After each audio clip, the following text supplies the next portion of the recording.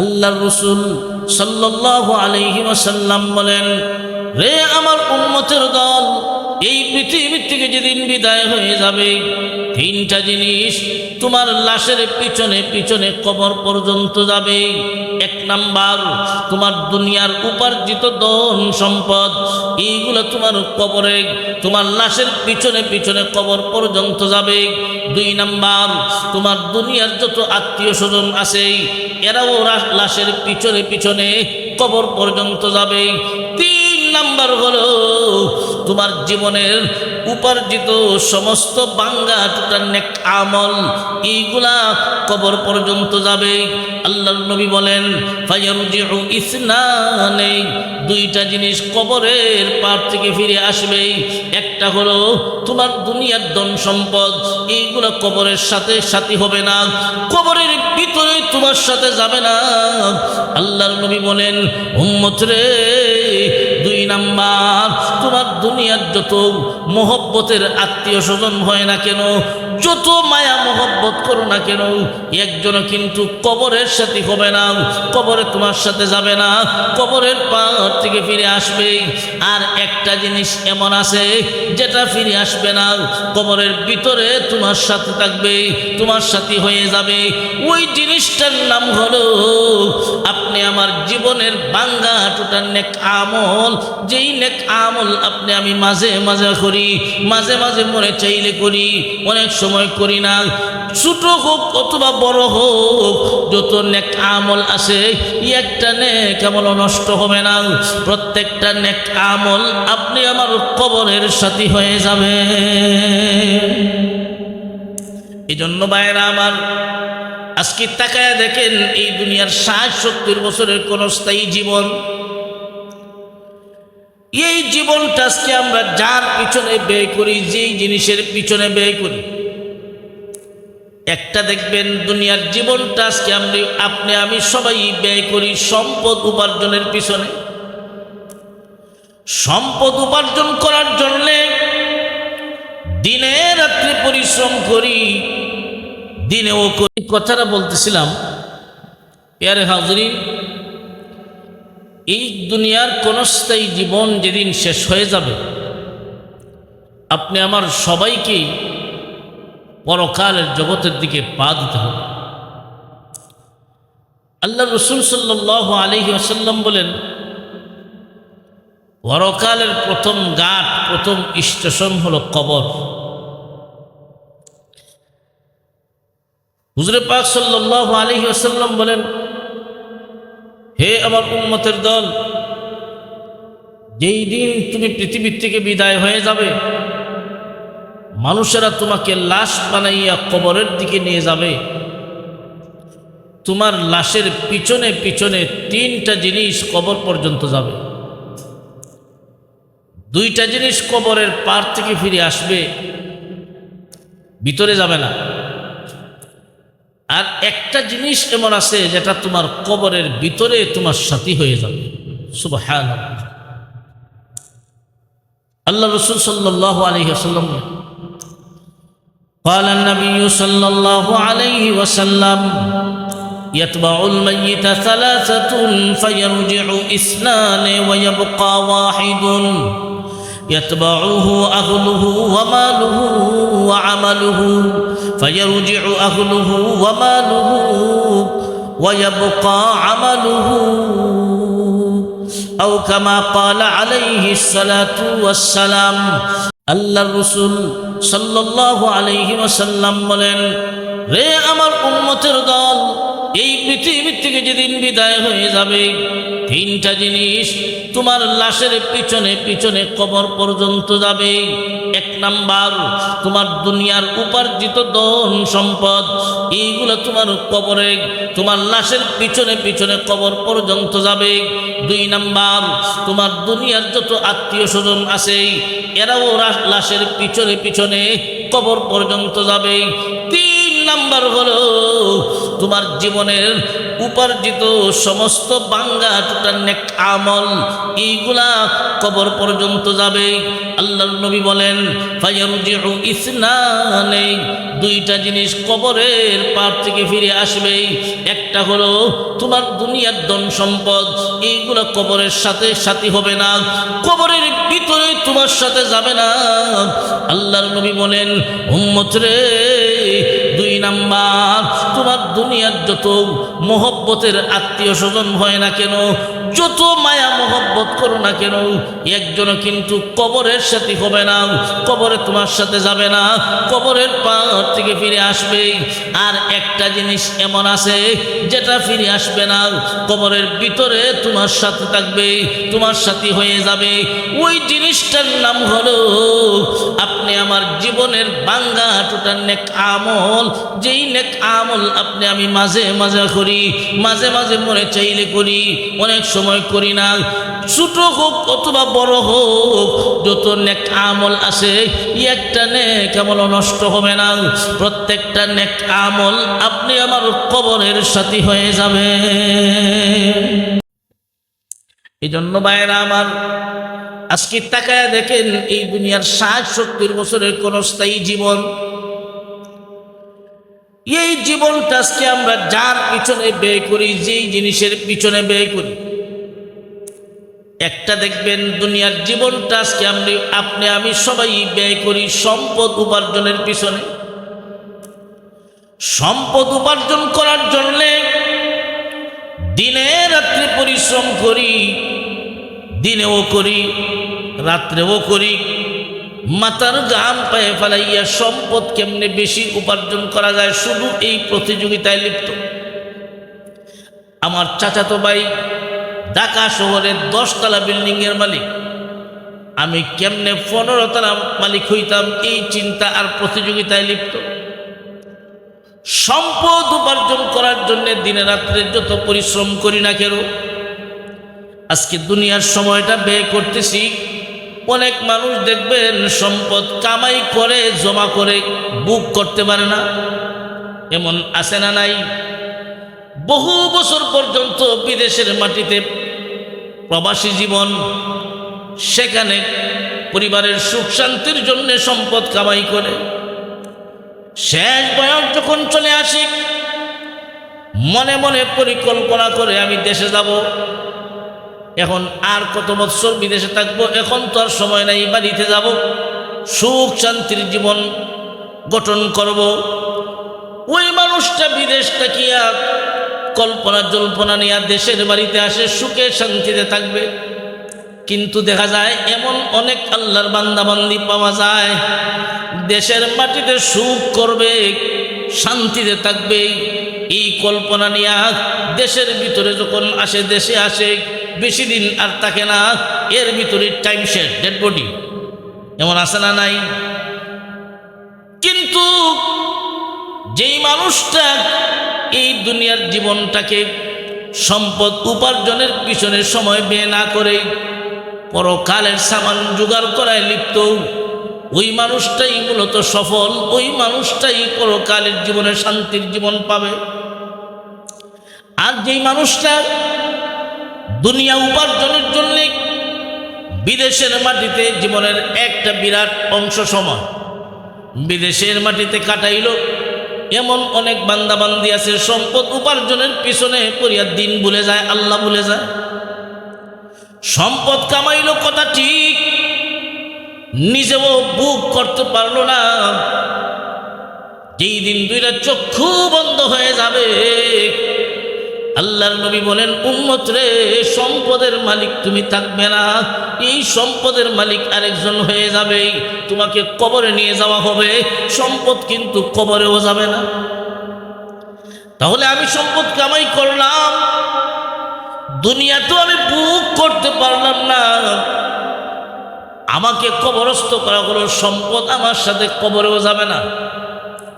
আপনি আমার মতো কত ধনাঢ্য ব্যক্তি পৃথিবীতে ছিলেন, কত সম্পদশালী ব্যক্তি দুনিয়ায় ছিলেন, কিন্তু পৃথিবীর থেকে বিদায়ের সময় 3 টুকরা কাফনের কাপড় ছাড়া কিছুই নিতে পারে নাই। ঠিক না বেঠিক? এখান থেকে আমাদের সকলের জন্য শিক্ষা গ্রহণ করা দরকার। আমি যা কিছু করি না কেন, যত সম্পদের মালিক হই না কেন, একটা সম্পদের মালিক আমি থাকবো না যেই দিন দুইটা চক্ষু বন্ধ হয়ে যাবে। একটা সম্পদ আমার কবরের সাথে হবে না। আজকে আমি যদি হারাম পন্থায় সম্পদ উপার্জন করে থাকি,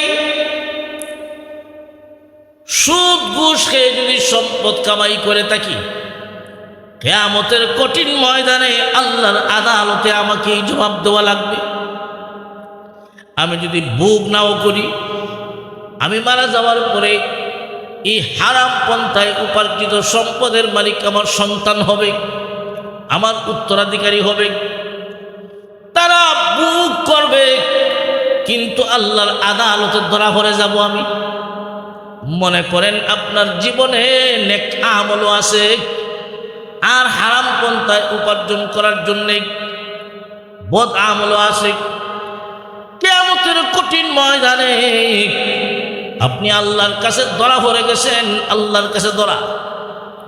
আপনার জীবনের নেক আমল আর বদ আমল ওজন দেওয়ার পরে মনে করেন, আমি বোঝানোর জন্য আপনাদেরকে বলতেছি, একটা নেকির প্রয়োজন, একটা নেকি আল্লাহর পক্ষ থেকে বলা হবে, বান্দা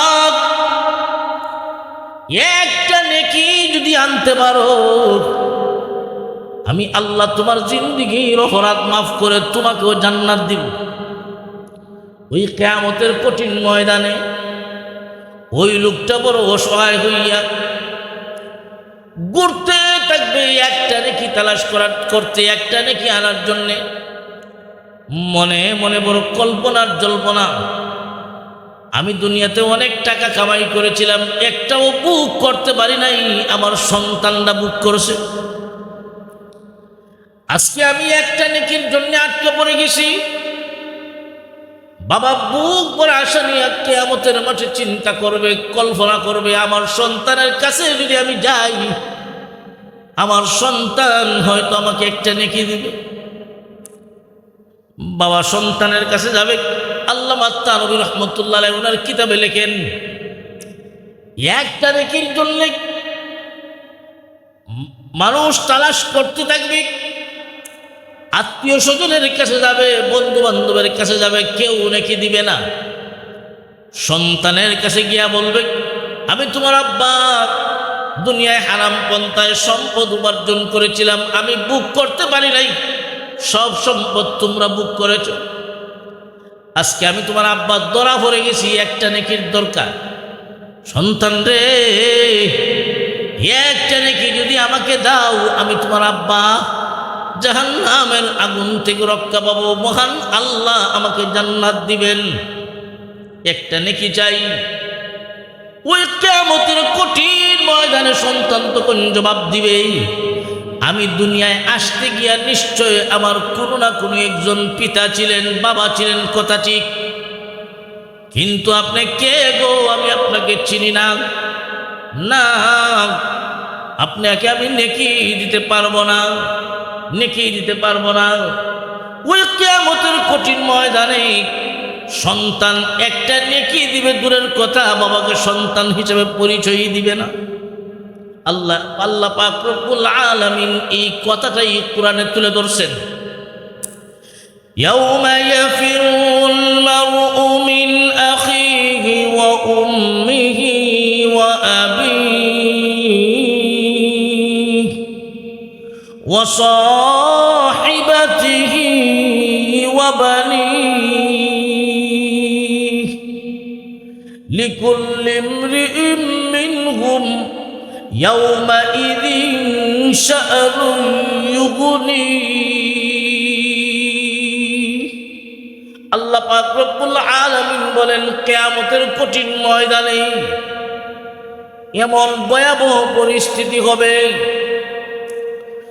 বাবা সন্তানকে নেকি দিবে দূরের কথা,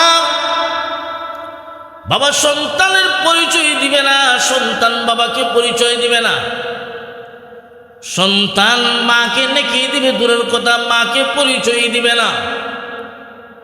স্বামী তার স্ত্রীকে নেকি দিবে দূরের কথা, স্বামী স্ত্রী একজন আরেকজনকে পরিচয় দিবে না, একে অন্যের কাছ থেকে দৌড়তে থাকবে, বাঁকতে থাকবে, পলায়ন করতে থাকবে। প্রত্যেকেই নিজেকে নিয়ে ব্যস্ত থাকবে। লিকুল্লি ইমরিইম মিনহুম ইয়াওমাইযিন শাআনুন ইউগনি। ওই কিয়ামতের কঠিন ময়দানে প্রত্যেকেই নিজেকে নিয়ে ব্যস্ত থাকবে। ইয়া নফসি ইয়া নফসি ইয়া নফসি, হায় আমার অবস্থা কি হবে, আমার অবস্থা কি হবে। তো ভাইরা আমার, আমি যেই কথাটা বলতেছিলাম, আজকে তাকায় দেখেন আপনি এই দুনিয়ায় কার জন্য কি করতেছেন। দিনে রাত্রে পরিশ্রম করে মাথার ঘাম পায়ে ফেলাইয়া সম্পদ কামাই করি, হয়তো আমি বুক করতেও পারি, নাও করতে পারি। হারাম পন্থায় যদি সম্পদ উপার্জন করে থাকি, কিয়ামতের কঠিন ময়দানে মহান আল্লাহর আদালতে আমাদের কি জবাব দেওয়া লাগবে। হাদিস শরীফে আল্লাহর রাসূল সাল্লাল্লাহু আলাইহি ওয়াসাল্লাম বলেন, কিয়ামতের মাঠে 5টা প্রশ্নের জবাব না দেওয়া পর্যন্ত কোন আদম সন্তান একটা কদম নাড়াবার শক্তি পাবে না। কয়টা প্রশ্ন? 5টা। قال النبي صلى الله عليه وسلم لا تزول قدم ابن آدم يوم القيامة من عند ربه حتى يسأل عن 5: عن عمره فيما أفناه، وعن شبابه فيما أبلاه، وعن ماله من أين اكتسب، وفيما أنفق، وماذا عمل فيما علم، أو كما قال عليه الصلاة والسلام। আল্লাহ রাসূল সাল্লাল্লাহু আলাইহি ওয়াসাল্লাম বলেন, কিয়ামতের কঠিন ময়দানে 5টা প্রশ্নের জবাব না দেওয়া পর্যন্ত একটা আদম সন্তান তাদের কদম নাড়াতে পারবে না। 1 নম্বর প্রশ্ন হলো, হে বান্দা, আমি আল্লাহ তোমাকে একটা জীবন দিয়েছিলাম, হায়াত নামক একটা জীবন দিয়েছিলাম, এই জীবনটা কোন কাজে ব্যয় করেছো হিসাব দাও। 2 নাম্বার, তোমাকে এই জীবনের ভিতরে একটা যৌবন দিয়েছিলাম, বহুত বড় দামি জিনিস একটা যৌবন, এই কালটা বড়, এই সময়টা বড় দামি জিনিস, এই যৌবন কালটাও তোমাকে দিয়েছিলাম, হিসাব দাও। 3 নাম্বার প্রশ্ন হবে, বান্দারে তুমি হিসাব দাও, এই দুনিয়ায় চলাফেরা করতে গিয়া কোন কাজে সম্পদ, কোন খাতে সম্পদ উপার্জন করেছো, কিভাবে সম্পদ উপার্জন করেছো, কোন কাজের মাধ্যমে সম্পদ উপার্জন করেছো, হিসাব দাও। শুধু উপার্জন করেছো কোন দিক থেকে, শুধু তা নয়, মহান আল্লাহ 4র্থ প্রশ্ন করবেন, বান্দা ওয়াফিমা আনফাকা, এই সম্পদ কোন খাতে তুমি খরচ করেছো, তাও হিসাব দাও। ও দুনিয়ার মুসলমান ইমানদার, আজকে দুনিয়া কামাই করার পিছনে আমরা যারাই লেগে আছি, কিয়ামতের কঠিন ময়দানে আল্লাহর আদালতে অবশ্যই জবাব দেওয়া লাগবে কোন খাতে আমি উপার্জন করেছি। ঠিক না বেটি? এই জন্য ভাই, সম্পদ উপার্জন করবো হালাল পন্থা, হারাম না, কারণ কিয়ামতের মাঠে জবাব দেওয়া লাগবে। আর এই সম্পদ তো আমার হাতে ততক্ষণ পর্যন্ত থাকবে যতক্ষণ আমার 2টা চক্ষু খোলা থাকবে। 2টা চক্ষু যখন বন্ধ হয়ে যাবে, যত সম্পদশালী হন না কেন, কোনো কিছু কাজে লাগবে না। সব কিছুর রেখে আপনাকে 3 টুকরা কাহনের কাহর সাথে নিয়ে কবরে যেতে হবে। ঠিক না বেঠিক? শুরুতে যে হাদিসকেরা পাঠ করেছিলাম, আল্লাহ রাসূল সাল্লাল্লাহু আলাইহি ওয়াসাল্লাম বলেন, তোমাকে যখন মানুষ কবরের দিকে নিয়ে যাবে, তোমার লাশের পিছনে পিছনে তোমার ধন সম্পদ যাবে, কবরের পার থেকে ফিরে আসবে, ভিতরে যাবে না, তোমার সাথী হবে না।